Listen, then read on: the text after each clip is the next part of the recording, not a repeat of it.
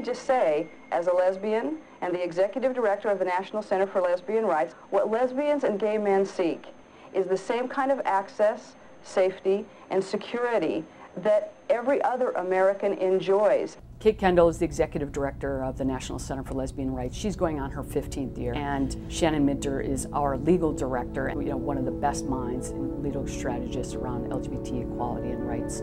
Barring same-sex couples from marriage and creating a separate status for gay people violates the most basic protections in our state constitution. And he's been there over 15 years. So together, they have really been the minds and leaders and especially the visible face to NCLR. Our nation must defend the sanctity of marriage. San Francisco's newly elected mayor isn't wasting any time. He is stepping right into the controversial issue of gay marriage. At the time FLA came into NCLR's life, it was the year after Gavin Newsom had began issuing marriage licenses to same-sex couples. So if you just think about what was going on. And right away we got pulled into this kind of maelstrom of activity and discussion and debate. The very heart of the family is under attack. The gay community will stop at nothing to take the family, to take marriage. What do we want? Equal rights. When do we want it? Now. And imagine being in the organization that was at the fulcrum of all of that. The last thing I wanted to deal with was leadership. We were just doing the work. And so I really wanted to say no. For the most part, everyone was just flying by their seat of their pants. NCLR grew, but the organization really hadn't changed in terms of how we were structured or how we were doing things from when we were a 5-person shop to a 19-person shop. Before I would just often find myself in situations that I just truly did not know how to handle. And so, we made some mistakes that we could have perhaps spared ourselves. We're bringing on a whole new senior staff attorney, for example, but we didn't tell people till the last minute, or we didn't have any kind of management structure. We didn't have a management team. So I thought I was a perfectly fine leader, and the idea that I could learn something sitting in a conference room with a bunch of other executive directors or working with a consultant who did management training or development seemed like a real waste of time, frankly. And it is. When you don't know what you don't know, you're going to fall over yourself and make mistakes, and that's what we were doing. This historic argument that will determine no less an important question than whether there is equality under the law for any minority group in California. That is what is at stake. We were lead counsel on that case. The case had been going on for about a year when we got FLA support. In addition to, let's keep in mind, our entire other docket, 30, 40 other very active national cases that were going on. People said, I'm not really sure we would have been equipped to be able to handle and manage that. If it hadn't been for FLA, I think once things finally calmed down a little bit, I probably would have left. Well, it's been helpful in a number of ways. We've been able to enhance our leadership work now for more than 5 years, and it allows us in particular to work on our board development, coaching of our management team, building our senior team, enhancing our fundraising strategies, and setting our overall strategy and planning for the organization. And all of this has really helped us be more intentional and more strategic in how we approach our work. Helping you have a greater sense of your vulnerabilities and your strengths, being able to assess those honestly, being able to get support to magnify the strengths and to ameliorate the weaknesses. That's what leadership support is all about, and that's what the FLA support has been about for me personally. I feel like we are exponentially more productive than before we kind of learned these lessons. Thank you very much for convening this hearing.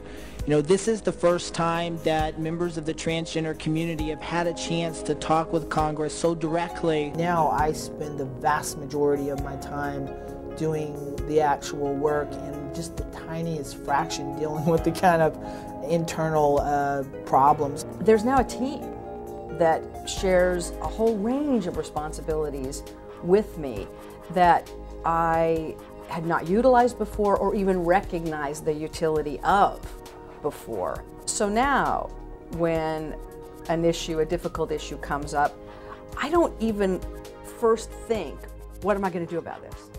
I go to a team of trusted people who all work very well together and collaboratively come up with, all right, how are we going to approach this and address it? We've had incredible stability over the past 5 years. You're just not responsible for your own department. You know everything else that's going on, and if you've given input on a particular challenge, you're invested in making sure that it works out. People cheered outside the San Francisco courthouse, jubilant over the 4-3 decision that paves the way for same-sex marriage in California.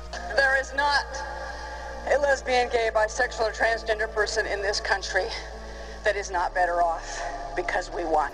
I think in some ways the organization was in a great position to appreciate the victory because of the support people had felt in that 4 years of litigating that case, because we attended to supporting them through things we've been learning. And to win the case and have that just incredible elation of achieving such an important freedom for our community.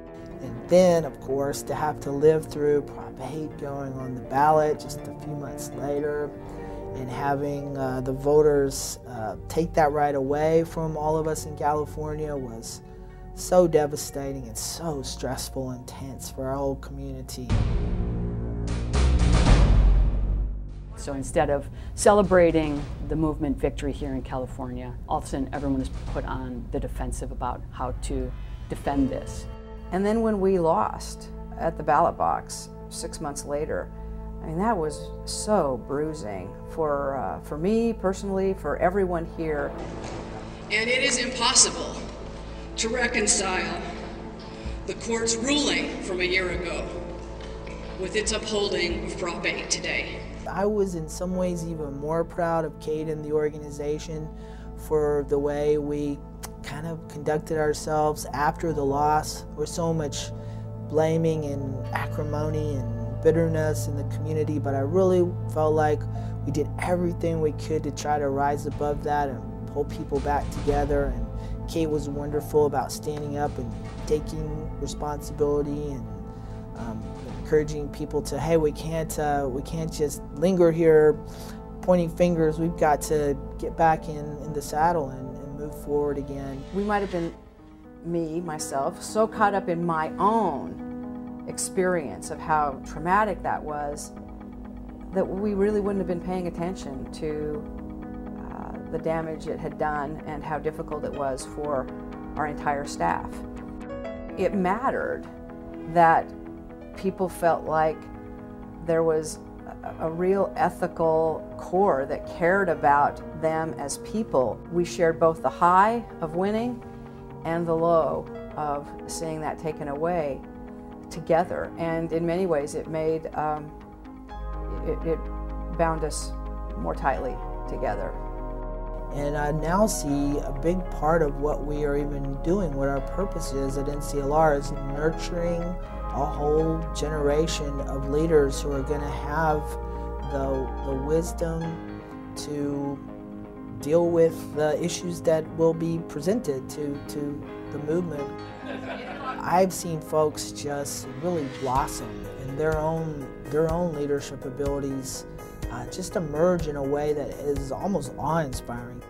I've been doing this work now for 15 years, and I'm not sure I would be at this point believing that I could do it for some time yet in the future had it not been for FLA support. And even more important, I do not believe that my organization, which I love and am committed to with every fiber, would be as healthy and as stable and as functional as it is without FLA support.